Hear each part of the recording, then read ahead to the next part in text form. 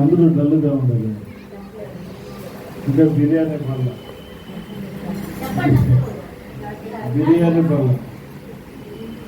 కదా, బిర్యానీ జిల్లా అవును కదా.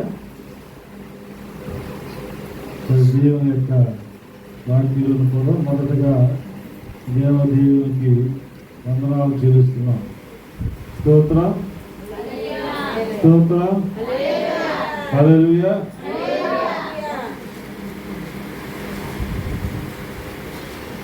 వాక్యాన్ని కొన్ని నిమిషాలు ధ్యానం చేసుకున్నాం. 2 కొరింథీయులకు రాసిన పత్రిక 5వ అధ్యాయము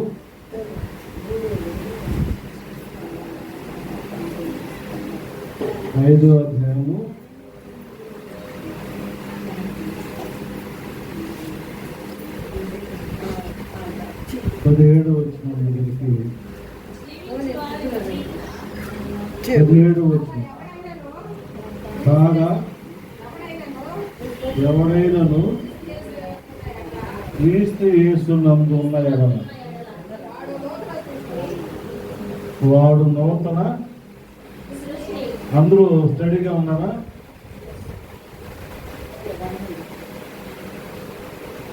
హల్లెలూయా. అందరూ మాట్లాడుకోవటం అయిపోయింది. బైబిల్ తీసారా? చదవండి. వాడు నూతన సృష్టి అంటే పాతవి నూతన సృష్టిగా మార్చినది. వాక్యం చెప్తుంది, ఎవరైతే యేసు ప్రభువునందు ఉంటారో వాళ్ళు నూతన సృష్టి, నూతన సంవత్సరం. తర్వాత కింద చూసుకుని చదవడం, పాతది గతించెను, ఇదిగో కొత్తదాయను. చదువు ఇక్కడ కాదు, పాతది కొత్తది. పాతది ఏమైంది? గతించిపోయింది. మళ్ళా తిరిగి రమ్మంటే రాదు. నువ్వు రమ్మన్నా లేదు, నువ్వు గీబిన్నా రాదు. పాతది గడిచిపోయింది. కొత్తది ఏమవుతుంది? వచ్చింది. నూతన సృష్టి అంటే సృష్టిని ఒకసారి దేవుడు సృష్టించేశాడు నోటి మాట చేత. సమస్త ఇప్పుడు భూమండలంలో ఉండేటువంటివన్నీ కూడా ఆకాశంలో కానీ మహాకాశంలో కానీ అన్నిటినీ దేవుడు మానవుని కోసము సృష్టించినాడు, సిద్ధపరిచినాడు. అయితే సృష్టించిన ఈ మానవునికి అపోస్తులైన పౌలు పరిశుద్ధాత్మ చేత నింపబడి ఇప్పుడు ఏం రాస్తున్నాడంటే, పాతవి గతించిపోయినాయి. యేసు ప్రభునందు ఎవరైతే ఉంటారో, యేసు ప్రభునందు ఉండటం అంటే పాత జీవితంలో జీవించటం కాదు, పాత అనుభవాల్లో ఉండటం కాదు, పాత నడవడికలో ఉండటము కాదు. పై వచనములో మనకు తెలియజేసేది ఏంటంటే, ఈ పై భాగంలో అంతా కూడా మొదటి వచనంలోనే ఉంది, భూమి మీద మన గుడారము శిథిలమైపోయినను, ఈ నివాసము శిథిలమైపోయినను అంటే శాశ్వతమైనటువంటి పట్టణం మన కొరకు దేవుడు సిద్ధపరిచాడు. సిద్ధపరిచిన దేవుడు మనతో మాట్లాడుతున్నాడు. ఈ పౌలు కూడా పూర్వము యేసు ప్రభుని ఎరగక మునుపు ఎలా ఉన్నాడంటే, మనం వాక్యాన్ని చూసుకున్నాము. ఆ వాక్యములో తెలియజేయబడుతుంది. మొదటి తిమోతి 1వ అధ్యాయం 12వ వచనం చదువుతాం. ఆయన ఎరగక మునుపు అంటే పూర్వము పాత జీవితములో ఆయన ఎలా ఉన్నాడు? దోషకుడు. ఆగదాం. పూర్వము యేసు ప్రభువుని ఎరగక ముందు ఆయన దోషకుడుగా ఉన్నాడు, దూషించేటువంటి వారుగా ఉన్నాడు. అంటే ఎవరు దూషించేటువంటి వ్యక్తిగా ఉన్నాడు? క్రైస్తవులు అంటే పడడానికి ఆయనే కాదు, కానీ ఆయనతో కొంతమందిని టీంని ఏర్పరచుకొని దేవుని బిడ్డల్ని దూషిస్తూ వచ్చాడు. ఇప్పుడు కూడా దూషించేవారు ఉన్నారు. నీతిగా జీవించే వారి విషయంలో, నిజముగా క్రైస్తవులుగా ఉండేటువంటి వారి విషయంలో కొంతమంది ఏం చేస్తున్నారంటే దూషిస్తూ ఉంటున్నారు. దోషకుడును హింసకుడును. ఎట్లాంటి హింసలు చేసేటువంటి వాడు? ఎట్లాంటి హింసలు చేసేవాడు అంటే ఆయన అధికార పత్రాన్ని కూడా తీసుకున్నాడు. గుర్రాల మీద ఆయన పోతూ ఎవరైతే క్రైస్తవులని లేకపోతే క్రీస్తు ప్రభువుని గురించి చెప్తారో, లేకపోతే ఆరాధన చేస్తారో, ప్రార్థన చేస్తారో, కూడుకుంటారో వాళ్ళని హింసించే వ్యక్తిగా ఉంటున్నాడు. అపోస్తలుల కార్యం 6వ అధ్యాయంలో కానీ చూస్తే తీయద్దు, అక్కడ కానీ చూస్తే స్టెఫను విషయంలో కూడా హత్సాక్షి అయిపోతూ ఉన్నాడు. స్టెఫను చేసిన సమాజానికి, మనుషులకి హాని ఏం చేయలేదు. స్టెఫను ఎలాంటి వ్యక్తి అంటే విశ్వాసగా మార్చబడిన తర్వాత పరిశుద్ధాత్మను పొంది ఆయన పరిచారం చేస్తూ వచ్చేటువంటి వాడు. లోక సంబంధమైన విషయాల్లో వేరుగా, తన పాత జీవితంలో వేరుగా ఉంటూ జీవిస్తూ వచ్చేటువంటి వాడు. ఆయన స్వార్థ ప్రకటిస్తే రాళ్లతో కొట్టి చంపినారు. ఒక మంచి వ్యక్తిని, లేకపోతే మంచి వ్యక్తిని ఇప్పుడు దెయ్యాలు పట్టిన వ్యక్తిని మార్చినారు. అపోస్తలుల కార్యం 16వ అధ్యాయంలో యవనస్తురాలు జీవితం పాడైపోతుంది కాబట్టి, ఆ బిడ్డల యొక్క జీవితం పాడైపోతుంది కాబట్టి, పాడైపోయేటువంటి దానిని రక్షించడానికి వీళ్ళు కూరుకున్నారు, రక్షించినారు, విడుదల దయచేసినారు. దయ్యం పట్టి సోది చెప్తూ అనేకులకు, వాళ్ళ యజమానులకు లాభము చేకూరుస్తూ ఉంది. చేకూర్చేటువంటి ఆ సమయంలో ఆమెకి విడుదల ఇచ్చినారు. సేవకులిద్దరు విడుదల ఇచ్చినారు. వాళ్ళని ఏం చేసినారు? సమాజం అంతా కూడి, పిల్లలు మొదలుకొని పెద్దల వరకు ఆ బెత్తాలతో కొట్టినారు. వారు కొట్టి హింసించి, వారి గాయపరిచి జైల్లో వేసి బంధకములు వేసి బిగించేసినారు. అయినా కూడా వాళ్ళు ఏం చేస్తున్నారంటే కీర్తనలు పాడుతూ ప్రార్థన చేస్తూ ఉన్నారు. ఈ పౌలు కూడా పూర్వం హింసకుడుగా ఉంటున్నాడు. ఆయనకు అర్థం కావటంలే. ఆయనకు అర్థం కానప్పుడు ఆయన హింసకుడుగా తయారైనాడు. తర్వాత హానికరుడునైనా నన్ను. కాబట్టి పూర్వము హింసకుడు, హానికరుడు, దోషకుడుగా ఉంటున్నాడు. సంఘాన్ని చెదరగొడుతూ ఉన్నాడు. ఆయన దెబ్బకి పౌలు వస్తున్నాడు. సౌలుగా ఉండేటప్పుడు ఆయన వస్తున్నాడంటే చాలా మంది రహస్యంగా ప్రార్థన చేసేవారు. సహవాసంలో ఉండేవాళ్ళు కాదు, ఆయన చేర్చుకునేవాళ్ళు కాదు. వెలుగు ఆయన మీద వెలుగు ప్రవహించబడిన తర్వాత, వెలుగు ఆయనకి వచ్చిన తర్వాత ఆయన జీవితము మార్చబడింది. గుడ్డివాడిగా నేత్రాలు మూయబడ్డాయి. ఆ తర్వాత ప్రవక్త దగ్గరికి పోయి ప్రార్థన చేసుకున్నాడు. దైవజనుడి దగ్గరికి కళ్ళు తెరవబడ్డాయి. కళ్ళు మూసుకుని పోయేటప్పుడు సంఘం కూడా ఏంటో తెలియనే దేవుని బిడ్డలు, సంఘము, సహవాసము, ప్రార్థన ఇవి మనకు తెలియదు. అందుకే యుగ సంబంధమైనటువంటి మనోదేవత వాక్యంలోనే ఉంది. ఈ యుగ సంబంధమైన మనోదేవత మన కళ్ళుకి ఏం చేస్తుంది? గుడ్డితనము కలుగు చేస్తుంది. ఈ గుడితనమును బట్టి దేవుని క్రియలని గ్రహించలేకపోతున్నాం మనము. ఈ యొక్క పౌలు కూడా అలాగనే ఉన్నాడు. అయితే మార్చబడిన తరువాత, ఆయన మార్చబడిన తరువాత, నూతన సృష్టిగా చేయబడిన తరువాత దేవుని పరిచయంలో ఉండేటువంటి విధానమును బట్టి ఆయన ఈ మాటలు రాస్తున్నాడు. ఏ మాటలు రాస్తున్నాడు? అక్కడ వచనంలో చదువుకున్నాం చూడండి. మేము ప్రభు విషయమై భయము నెరిగి మనుషులను ప్రేరేపించుతున్నాము.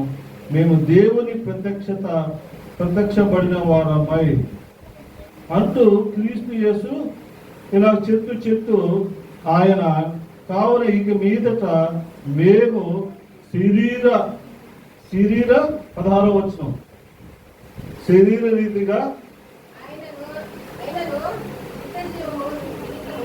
2 కొరింథీ 16వ వచనం 5:16 కావున ఇక మీదట మేము శరీర రీతిగా ఎవరినైనాను ఎరుగము. మేము క్రీస్తును శరీర రీతిగా ఎరిగి ఉండినను. ఇక మీదట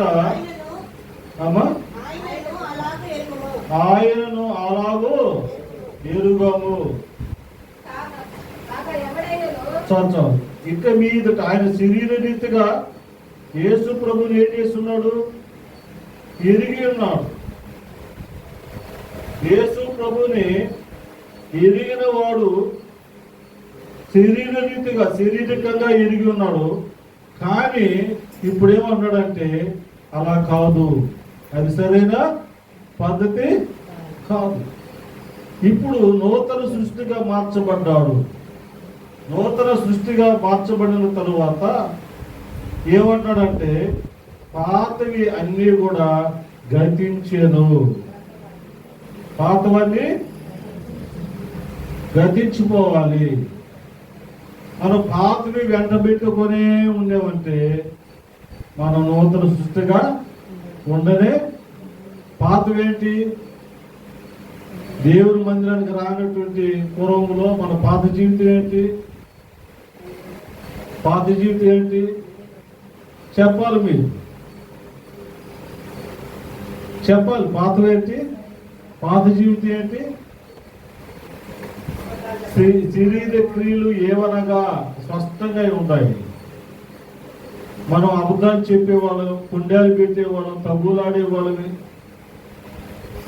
కాబట్టి లేని పోరాటం కల్పించి చెప్పేవాళ్ళని, అన్నదమ్ముల్లో మనస్పర్ధాలు పెట్టేవాళ్ళు, ఇంకా ఎన్నో ఉన్నాయి. త్రాగుడు, మరి జోదము, ఇవన్నీ కూడా పాత జీవితానికి, చీకటి జీవితానికి సంబంధించినటువంటివి. ఇవి ఏం చేయబడాలి? గత సంవత్సరం ఇప్పుడు అయ్యా మేము దేవుని ఎరిగిన దేవుని బిడ్డలు అని అంటే, దేవుని బిడ్డలు మనం ఏం చేయాలి? గత సంవత్సరములో ఏ బలహీనతలు ఉన్నాయో ఆ బలహీనతలనే మనం ఏం చేయాలి? చెప్పండి. విడిచిపెట్టాలా? తిరుక్కోవాలా? విడిచిపెట్టేయాలి. నువ్వు నూతన సృష్టి అంటే నువ్వు దేవుని చేతిలో కొత్త సంవత్సరంలో కొత్త దినాన మరి నువ్వు ప్రవేశించినావంటే అది నీకు అదృష్టమే కానీ దురదృష్టము కానే కాదు. కాబట్టి ఈ యొక్క నూతన సృష్టిగా ఉండేటప్పుడు నూతనమైన తలంపులు కూడా రావాలి. నూతనమైన ఉద్దేశాలు కూడా నీకు కలగాలి. నూతనమైన కోరికలు అంటే లోక కోరికలు కాదు, ఆత్మ సంబంధంగా దేవునిలో కోరికలు కలగాలి. దేవుని పరిచర్యలో, దేవుని సంఘ విషయంలో. అలాగా ఇప్పుడు ఈ పౌలు గారు కూడా ఆయన పరిచర్య విషయంలో నూతనంగా మార్చబడ్డాడు. నువ్వు కూడా మార్చబడాలి. దేవుని యొక్క ఉద్దేశము, దేవుని యొక్క ప్రణాళిక వేరే. అందుకే దావీదు మహారాజు ఏమంటాడంటే, ఎక్కలేని ఎత్తైనా నువ్వు ఎక్కలేవు, నువ్వు ఈ సంవత్సరం దాటలేవు, కానీ దాటించగలిగిన వాడెవరు? యేసయ్య. ఆయన మీద పూర్తిగా ఆధారపడాలి. మనుషుల మీద కాదు. కాబట్టి మన శరీర క్రియలు ఏ ఉన్నా సరే అవి వాటిని త్యజించి మనము ఆత్మ సంబంధంగా ప్రభు దగ్గరికి నడవాలి. ఇంకొక మాట నేను మీకు చెప్పి ముందుకెళ్ళిపోతాను. అందుకే దేవుడు ఏమన్నాడంటే, చీకటిలో మరణ ఛాయలోను కూర్చుండే వారికి వెలుగించుటకు ఆ మహావాత్సల్యమును బట్టి పై నుండి ఆయన మన కొరకు అరుణోదయ దర్శనము అనుగ్రహించారు. కాబట్టి చాలా మందికి ఆయన దర్శనము ఇచ్చి ఆయన మనకు ముందుకి నడిపించే వ్యక్తిగా ఉంటున్నాడు. ఇక్కడ కూడా దేవుని వాక్యములో చూసుకున్నాం. ద్వితీయోపదేశ కాండం మరి 2వ అధ్యాయము 7వ వచనాన్ని చదువుకున్నాం. నీ చేతుల పనులన్నిటిలోనూ నీ దేవుడైన యెహోవా నిన్ను ఆశీర్వదించును. హల్లెలూయా, హల్లెలూయా. నీకు ఆశీర్వాదం కావాలి అంటే నీ చేతి చెప్పాలి. మీరు చెప్తే నేను ముందుకు వెళ్తాను. నీ చేతి పనులు. సోమరి చీమల యొద్దకి సోమరితో ఎందుకు చెప్తున్నాడు? సోమరికి దరిద్రం వెంటొచ్చేస్తుంది దేవుని వాక్యం. కాబట్టి ఇప్పుడు నీ చేతి పనులు దేవుడు ఏం చేస్తానంటున్నాడు? చేతి పనులు కానీ, లేకపోతే చదువు కానీ, లేకపోతే వ్యాపారం కానీ, ఏదైనా దేవుడు ఆశీర్వదించే దేవుడుగా ఉంటున్నాడు. ఇక్కడ ఈ మాటలు ద్వితీయోపదేశ కాండంలో ప్రజలని 1వ వచనంలో చూడండి కావాలంటే, అక్కడ తెలియజేస్తున్నారు. దేవుడు ఆయనతో చెప్పినట్లు తిరిగి ఎర్ర సముద్రము మార్గమున అరణ్యమునకు ప్రయాణమయ్యి బహుదినములు సేయురు మన్యము చుట్టూ తిరిగి, అంటే 40 సంవత్సరాలు వీళ్ళు ప్రయాణం చేసినారు. దేవుడు ఏమంటున్నాడంటే, మీకు అర్థమయ్యేటట్టుగా చెప్తాను, దేవుడు పాలు తేనెలు ప్రవహించే దేశానికి నడిపిస్తానని ఇజ్రాయెల్ ప్రజలను పిలుచుకున్నాడు. ఐగుప్తు దేశంలోంచి, బానిసపు బ్రతుకులో నుంచి, చీకటిలో నుంచి, శ్రమలలో నుంచి వారికి స్వేచ్ఛ లేదు. ఆ స్వేచ్ఛని ఇవ్వడానికి కోసము దేవుడు వాళ్ళని రక్షించుకున్నాడు, నడిపించుకున్నాడు. అలాగే నడుస్తూ ఉంటే వీళ్ళు రాను ప్రయాణంలో ఏం చేశారంటే మందగించేసినారు. హల్లెలూయా. మందగించేటప్పటికి వీళ్ళు 40 సంవత్సరాలు ఆ అరణ్యంలోనే నడిచినారు. అయితే 40 సంవత్సరాలు నడిచిన గుడ్డలు మాయలేదు, చెప్పులు తీగిపోలేదు. దేవుడే కాపాడుతూ వచ్చాడు. దేవుడు కాపాడుతూ వస్తే వాళ్ళు ఆ తర్వాత ఇప్పుడు ఈ యొక్క సేయూరు మన్యము చుట్టూ అతడు యెహోవా సెలవిచ్చెను, మీరు ఈ మన్యము చుట్టూ తిరిగి కాలము చాలు. కాబట్టి గత సంవత్సరములో ఉండేటువంటివి నీ జీవితంలో అవి చాలు. ఇంకా దేవునికి ఆయస్కరము కలిగించినావు, దేవునికి దుఃఖం కలిగించినావు, దేవునికి బాధ కలిగించినావు, దేవుని ఆత్మను ఎన్నోసార్లు దుఃఖపరిచి ఉన్నాం మనం. అవి చాలు. దేవుని ప్రజలు కూడా, ఇక్కడ ఇజ్రాయేలీలు కూడా వాళ్ళు నడిచిన ప్రయాణములో ఇక చాలు అనంటూ దేవుడు ఏం చెప్తున్నాడంటే, ఉత్తరమునకు తిరిగి మరియు నీవు ప్రజలతో ఇట్లను సేయీరులో కాపురమున ఏశావు సంతానమైన నీ సహోదరుల పొలిమేరను దాటి వెళ్ళబోచున్నావు. వారు మీకు భయపడుదురు, మరి మీరు మిక్కిలి జాగ్రత్తగా. వాళ్ళెవరు? సహోదరులు. మన్యము ప్రాంతంలో ఉండేటువంటి సహోదరులు ఏశావు సంతానం వారు. వాళ్ళతో జాగ్రత్తగా ఉండాలి. వాళ్ళు భయపడేటువంటి వారుగా ఉంటున్నారు. వాళ్ళతో ఏం చేయకూడదు? కలహ పడకూడదు. ఒక మాట చెప్తున్నాం, కలహం అన్నదానికి. అబ్రహాము లోతు దేవుడు చెప్పినాడు, ప్రయాణం అయిపోతూ ఉన్నారు. ప్రయాణం అయిపోతూ ఉంటే ఆ ప్రయాణంలో ఈ అబ్రహాము యొక్క కాపర్లు, గొర్రెల కాపర్లు, లోతు యొక్క గొర్రెలు, వీళ్ళకి విస్తరించబడింది ఆస్తి. వీళ్ళకి ఆస్తి విస్తరించబడింది. మొదటేమో దేవుడు పిలిచే లోపల ఉన్న పలంగా వాళ్ళిద్దరూ బయలుదేరినారు. కానీ దేవుడు వాళ్ళ యాత్రలో దేవుడు ఆశీర్వదిస్తూ వచ్చాడు.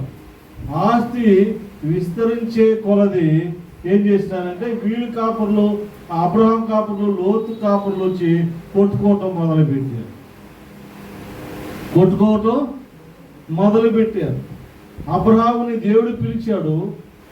అబ్రహాముని దేవుడు పిలిచిన విధానం బట్టి దేవుడు ఆశీర్వాదము ఇచ్చినాడు. హల్లెలూయా.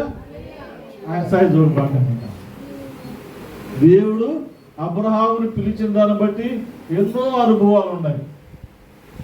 కానీ అనుభవాల్లో కష్టాలు ఉన్నాయి, బాధలు ఉన్నాయి, ఇరుకులు ఉన్నాయి, ఇబ్బందులు ఉన్నాయి. వాటన్నింటిలో నుంచి దేవుడు ఏం చేశాడంటే ఇప్పుడు వాళ్ళ కాపర్లు కొట్టుకోవటం ఆశీర్వదించాడు. ఆ తర్వాత కొట్టుకోవటం ప్రారంభించారు. అప్పుడు లోతుని పిలిచి అబ్రహాం ఏం చేశాడంటే, వాళ్ళిద్దరికి తగులు లేవు కదా, వాళ్ళిద్దరికి తగులు లేవు, బైబిల్ బట్టి చెప్తున్నా. అబ్రహాం ఏం చేశాడంటే, నువ్వు తూర్పును పోతే నేను ఉత్తరాన్ని పోతాను, లేకపోతే దక్షిణాన్ని పోతే నేను పడవత. అంటే ఇవి కలుస్తాయి ఈ మామూలుగా. అంటే అంత దూరం ఒకరికొకరికి మనము తగులు పడి విడిపోయేదానికంటే ఇట్లా సమాధానంగా ఉండటము మంచిది అని. తర్వాత లోతుకి ఛాయిస్ ఇచ్చాడు. లోతు ఏం చేశాడంటే సొదొమ గొమొర్రా వైపు చూశాడు. అది ఇప్పుడు ఎట్లా ఉందంటే అమెరికా లాగా ఉంది. మనం కూడా చాలా మంది చదువుకున్న వాళ్ళకి ఎక్కడికంటే అమెరికాకి వెళ్తాను అంటారు. పోవటంలో తప్పు లేదు.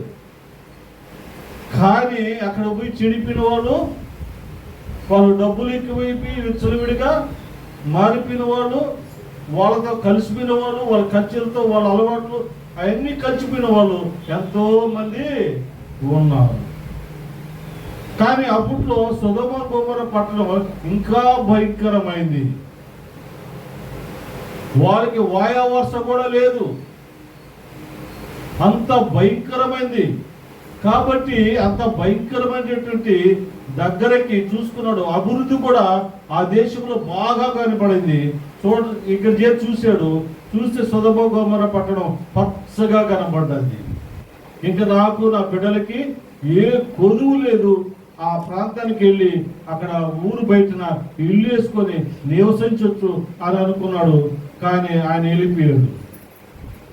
మనం కూడా మన యొక్క యాత్రలో, అనుదిన జీవితంలో ఇలాగ అనుకుంటాం. దేవుని చిత్తాన్ని తెలుసుకోగానే మనం అక్కడ పోతే బాగుంటుంది, ఇక్కడ పోతే బాగుంటుంది, నాకు ఇట్లా పోతే ఇది చేస్తే నాకు పేరు వస్తుంది అనుకుంటాం. కానీ దేవుని చిత్తాన్ని మనం కనుగొననే కానీ అబ్రహాం ఏం చేశాడు తెలుసా? అబ్రహాం చేశాడంటే దేవుని వైపు చూశాడు. లోతు ఏం చూశాడు? ఈ యొక్క పట్టణం వైపు చూశాడు. అబ్రహాము దేవుని వైపు చూశాడు. దేవుని వైపు చూస్తే దేవుడు ఏం చూపించాడంటే గుట్టలు, పుట్టలు, రాళ్ళు, చెట్లు అన్నీ చూపించాడు. అక్కడ పోయి నివాసం ఉండమంటున్నాడు. అక్కడ పోయి నివాసం ఉంటే ఈయనకి ఏం లాభం? కానీ దేవుని యొక్క చిత్తము ఎలాగంటే ఇప్పుడు ఉండేటువంటి ప్రాంతం అంతా, యెరూషలేము ప్రాంతం అంతా కూడా అబ్రహామును బట్టి అది ఈ రీతిగా ఆశీర్వదించబడింది. అబ్రహాముని దేవుడు బహుగా ఆశీర్వదించినాడు. కానీ లోతు జీవితము లోకాన్ని, లేకపోతే సొదొమ గొమొర్రా పట్టణాన్ని ఆశ్రయించినాడు. అక్కడికి పతనము అయిపోయింది. ఆయన వంశావళే అక్కడికి ఆగిపోయింది. కాబట్టి మన జీవితములో మనము దేవుని ప్రేమించే వరంగా ఉండాలి. లోకాన్ని, లోక ఆశలని ప్రేమించే వరంగా ఉండకూడదు. ఇంకోటి కూడా పితృపరి ఆచారాన్ని కూడా మనము పాటించకూడదు. ఎన్నోసార్లు చెప్పుకున్నా. మత్తయి సువార్త 15:6 ఆచారాలను గురించి అక్కడ తెలియజేయబడుతుంది. అంటే ఆచారాలు పాటించడం వల్ల దేవుని యొక్క వాక్యము నిరర్ధకమైపోతుంది. గుర్తుపెట్టుకోండి. నువ్వు ఆచారాలు, మా ఆచారాలు, లేకపోతే మా కులాచారాలు, మా మతాచారాలు అని ఆచరిస్తే దేవుని యొక్క వాక్యము శక్తిని మనము ఏం చేస్తున్నాము? కోల్పోతాము. వాక్యపు వెలుగులో వెలిగించబడాలి. వాక్యపు నీడలో ప్రతి దానికి వాక్యాన్ని, దేవునిని ఆధారం చేసుకొని, నన్ను కూడా ఆధారం చేసుకోకూడదు. మీరు దేవుని వాక్యాన్ని ఆధారం చేసుకొని ఆ వాక్యపు వెలుగులో మీరు నడిచేవారుగా ఉండాలి. అందుకే దేవుడు మన చేతుల కష్టార్జితాన్ని బహుగా ఆశీర్వదిస్తానంటున్నాడు. కలహాలు ఉండకూడదు. కలహాలు లేని కుటుంబంగా ఉండాలి. కలహాలు లేని సమాజంగా ఉండాలంటే మనల్ని బట్టి ఉంటుంది. సమాజం కూడా మనల్ని బట్టే ఉంటుంది. కాబట్టి దేవుడు ఎప్పుడు మనల్ని ఆశీర్వదిస్తానంటున్నాడు. ఆశీర్వాదాన్ని పొందేదానికి మనం సంసిద్ధంగా ఉండాలి. కానీ లోకముతో కలిసిపోకూడదు. లోక స్నేహముతో మనం ఏం చేయకూడదు? స్నేహం చేయకూడదు, కలిసిపోకూడదు. దేవుని వాక్యంలో ఉంది, చాలా ఉంది. కానీ నేను వాక్యాన్ని ఎక్కువగా చెప్పదలుచుకోలేదు. కాబట్టి మనము ప్రత్యేకంగా జీవించాలి. నువ్వు నూతన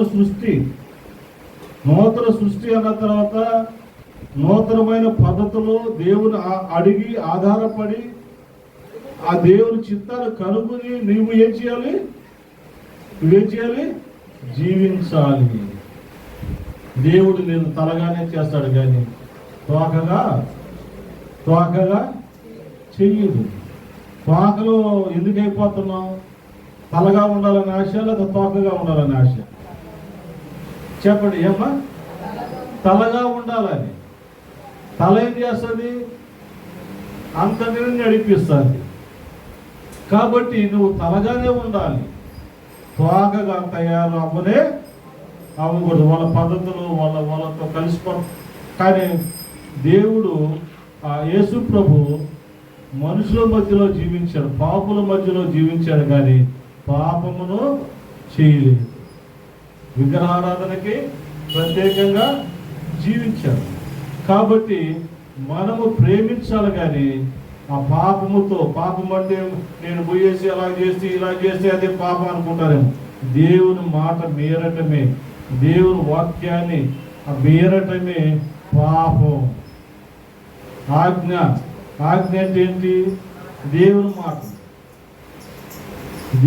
మాటలు మీరిపోవటమే, దేవుని బిడ్డల సహవాసం వదిలిపోవటమే, ప్రార్థనలు వదిలిపోవటమే, సహవాసం వదిలిపోవటమే, ప్రార్థనలు తర్వాత సంఘాన్ని వదిలిపోవటమే పాపం. కాబట్టి ఈ పాపములో నుంచి మనం బయటికి ఏం చేయాలి? నూతన సంవత్సరంలో ఏం చేయాలి? మనం ఏ బలహీనతలు ఉన్నా సరే దేవుడి దగ్గర చెప్పుకొని మనం బయటికి రావాలి. అయితే మన చేతి పనులను ఆయన ఏం చేస్తానన్నాడు? ఆశీర్వదిస్తానంటున్నాడు. నువ్వు దీవించడానికి దేవుడు నిన్ను పిలిచాడు. డబ్బు, కారు, ఇల్లు అవన్నీ ఉంటే కాదు. ఆత్మలో నువ్వు వర్ధిల్లింపబడాలి. ఏది ఉన్నా లేకపోయినా ఆత్మలో ఏం చేయబడాలి? వర్ధిల్లింపబడాలి. ఒక ఆమె ప్రార్థన చేసేది. ఒక ఎప్పుడు ప్రార్థన చేసేది. ఎప్పుడు ప్రార్థన చేసేమైతే ఆమె ఏం చేసేదంటే ఒకసారి ఒక సందర్భం వచ్చింది.